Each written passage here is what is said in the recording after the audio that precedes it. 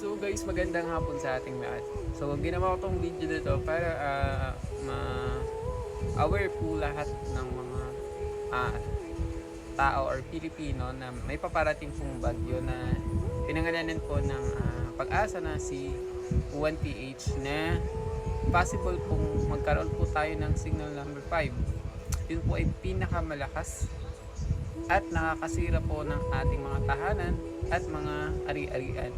Ngunit huwag po natin, huwag po tayong matakot sa bagyo ito dahil meron po tayong Diyos na masasandalan at siya po ang nakakaalam ng mangyayari at siya lang din po ang may control sa bagyong ito. So, manalig po tayo at magdasal po tayo na na hindi po matuloy itong bagyo na to o lumihis sa ating bansa para hindi po tayo tamaan. At ang Sierra Madre po, kung familiar po kayo, ay ang Sierra Madre po ay matagal na pong panahon na pumuprotekta sa ating bansa dahil siya din po ang nagiging dahilan ng paghina ng bagyong dumadaan sa ating bansa. Na ngayon po ay sa masamang pangyayari ay nakakalbo na po yung bundok ng Sierra Madre na tayo pong mga Pilipino ay pag-asa po na bumoses sa ating palasyo, sa ating gobyerno na pag-isipan po ang mga ginagawa nilang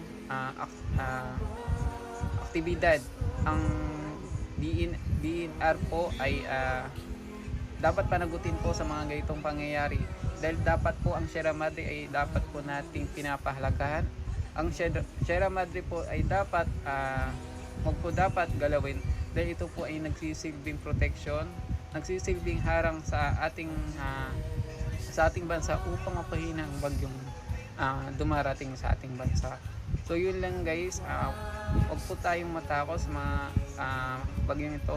Wag po ay magkaroon po tayo ng pananalig sa ating Panginoon. Magdasal po tayo palagi at mag-iingat po tayong lahat at ihanda po natin ang ating sarili upang pag dumaan po itong bagyo na to ay lagi po tayong handa. At sa mga low level area po, lumikas na po tayong lahat pag ang barangay po natin ay nag-announce na po na lumikas po tayo ay lumikas na po tayo dahil hindi po yan magpapalikas sa inyo kung hindi po napakapanganib ang inyong area na kinalalagyan upang maiwasan po natin ang mga sakunang pwedeng mangyari na maraming mamatay or malubog or malunod sa baha. So guys, lalo na po dito sa Luzon, yung mga low level area ay lumikas po tayo habang maaga pa. Dahil itong bagyong po ay napakalakas. Pero sabi ko nga po sa inyo, pwede pong mapahina ang bagyong ito dahil ang Diyos lang po nakakaalam kung ano po ang mangyayari.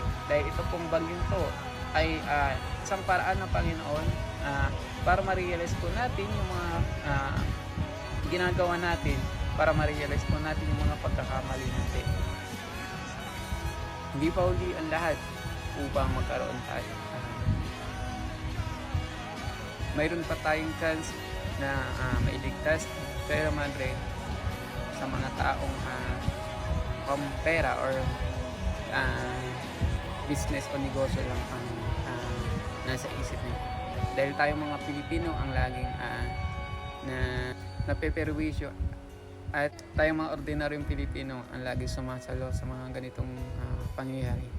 Kaya sa mga batang Pilipino, sa aking mga kabataan, sabi nga, ang ating mga bayani, tayo ang pag-asa ng bayan.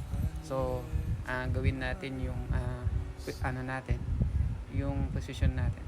Bumoses tayo ng mapayapa, bumoses tayo sa mga sa palasyo o sa gobyerno ng maayos at walang sakitang mangyayari.